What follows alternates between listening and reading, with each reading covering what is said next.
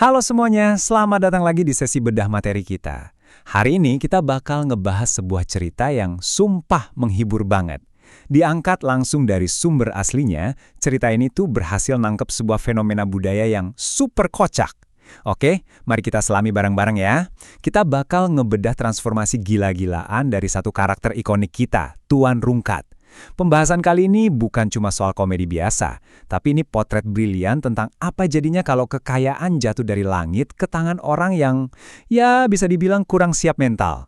Siap-siap ya, karena kita bakal ngelihat sisi paling konyol dari yang namanya mendadak kaya. Coba dibayangin sebentar, pernah kepikiran nggak sih apa jadinya kalau orang paling konyol, paling absurd di satu kampung, tiba-tiba ketiban harta yang jumlahnya nggak berseri? Apakah dia bakal berubah jadi sosok dermawan yang bijak dan kalem? Oh, tentu tidak. Dari materi yang kita bedah hari ini, jawabannya udah ketebak banget. Yang terjadi adalah kekacauan sosial yang mutlak dan pastinya ngundang tawa. Karakter utama kita ini bukannya memancarkan aura elegan ala konglomerat, malah nunjukin kelucuan yang benar-benar di luar nalar. Di Indonesia, kita pasti akrab banget kan sama istilah orang kaya baru, alias OKB. Nah, jadi OKB ini tuh sebenarnya bukan sekedar soal punya banyak duit, tapi lebih ke soal sikap. Ini ibaratnya sebuah sindrom di mana orang yang baru aja nyicipin rasanya jadi orang kaya, ngerasa punya kewajiban buat ngebuktiin itu ke seluruh dunia. Caranya, ya dengan aksi pamer yang mencolok, arogan, dan seringkali benar-benar putus dari realitas sehari-hari. Dan jujur aja, Tuan Rungkat ini adalah poster boy yang paling sempurna buat ngegambarin fenomena OKB ini.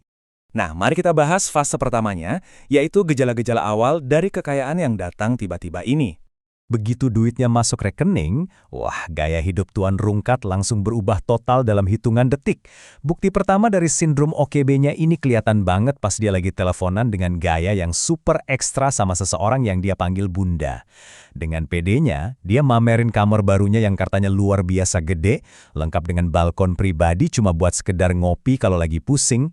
Nggak cuma itu, yang bikin geleng-geleng kepala, dengan semua fasilitas mewah ini, dia sesumbar punya cita-cita pengen punya 30 anak. Gila nggak tuh? Ini contoh klasik gimana kekayaan bisa langsung bikin ego dan imajinasi seseorang terbang ke level yang nggak masuk akal.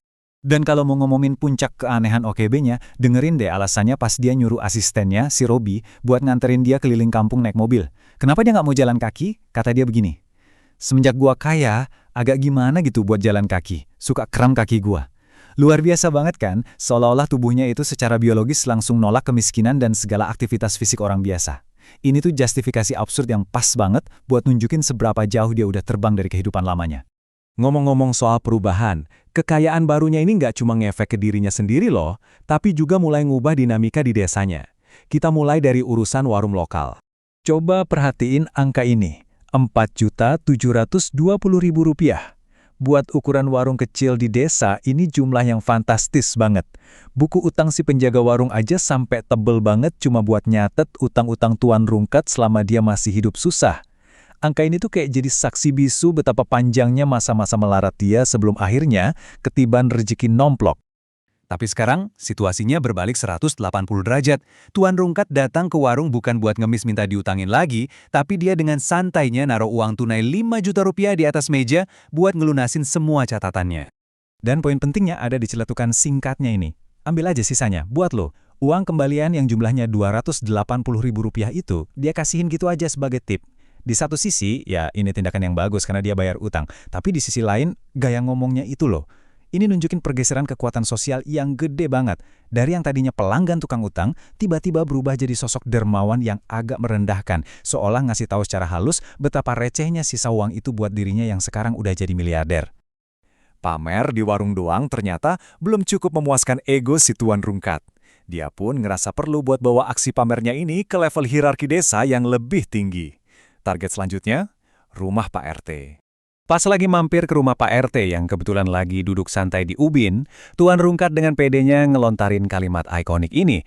Dia nolak mentah-mentah disuruh duduk di lantai karena katanya, sejak jadi orang kaya, pantatnya suka berasa pedas kalau nyentuh ubin.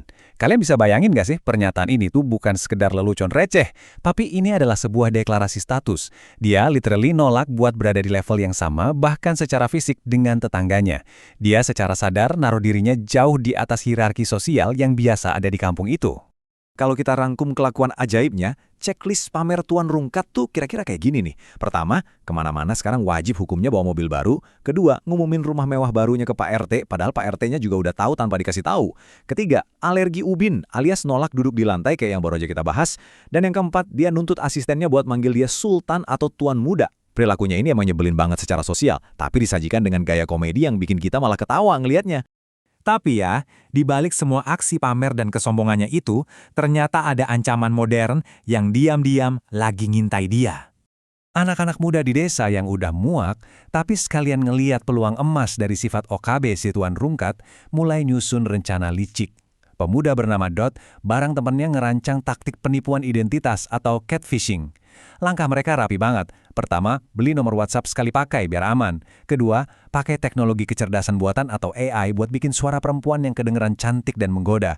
Dan ketiga, pakai suara AI itu buat meras Tuan Rungkat yang emang lagi sibuk nyari janda buat dijadiin istri. Ini tuh perpaduan yang epik banget antara taktik akal-akalan desa dengan kecanggihan teknologi masa kini. Dan kalian tahu apa pembenaran mereka buat ngelakuin ini? Aki-aki mana ngerti soal AI sih? Kalimat dari Dot ini benar-benar nyorotin kesenjangan generasi yang sangat nyata di sana. Tuan Rungkat mungkin sekarang jadi orang paling tajir melintir di kampung, tapi anak-anak muda ini yang megang kendali teknologinya. Mereka sadar banget kalau kesombongan Tuan Rungkat itu adalah kelemahan terbesarnya. Dan karena dia gaptek alias buta soal teknologi AI, dia jadi target empuk yang paling gampang buat dikadalin. Nah, di titik inilah cerita ini ngasih kita sebuah plot twist atau kedalaman karakter yang lumayan bikin kaget. Tepat pas kita mikir Tuan Rungkat ini murni cuma sosok orang sombong yang emang pantas buat ditipu, kita malah disuguhi dualitas karakternya. Kita ngelihat kontras yang tajam banget. Di satu sisi, kalau sama manusia, dia emang arogan abis, minta dipanggil Sultan dan hobi ngerendahin tetangga. Tapi di sisi lain, begitu suara azan maghrib berkumandang, bam, semua topeng OKB dan kesombongannya itu runtuh seketika. Dia kembali jadi Tuan Rungkat yang rendah hati, ninggalin semua urusan dunianya dan langsung melangkah ke musola. Poin ini dirangkum dengan sangat indah lewat kalimatnya. Sampai kapanpun juga, gua nggak bakal lupa siapa yang ngasih gua rezeki. Di tengah mabuk kepayang karena hartanya, fondasi spiritual dia nyatanya nggak goyah sama sekali. Dia mungkin lupa gimana caranya jalan kaki, dia mungkin gengsi duduk di ubin, tapi dia nggak pernah lupa sama sang pencipta yang udah ngasih dia semua kekayaan itu. Ini tuh pengingat yang sangat membumi, yang bikin kita sebagai penonton jadi mikir dua kali dan nggak bisa sepenuhnya ngebenci karakter konyol yang satu ini. Dan fakta-fakta ini ngebawa kita ke sebuah teka-teki besar di akhir cerita. Tuan Rungkat sekarang ada di posisi yang unik banget. Dia kaya raya, dia taat dan bersyukur sama Tuhannya, tapi dia juga super arogan sama sesama manusia. Dan yang paling bahaya, dia benar-benar buta teknologi. Pertanyaan terbesarnya sekarang, kira-kira rencana suara AI buatan anak-anak muda itu bakal berhasil nggak ya nembus ego si miliarder desa ini dan nguras kekayaan barunya? Ini benar-benar ending yang brilian.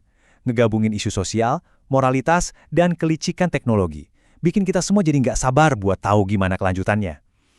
Terima kasih udah gabung di penjelasan kali ini. Dan sambil nunggu, coba deh renungin. Kalau kalian yang tiba-tiba ketiban rezeki nomplok, bakal kayak gimana kelakuannya? Sampai jumpa di bedah materi berikutnya.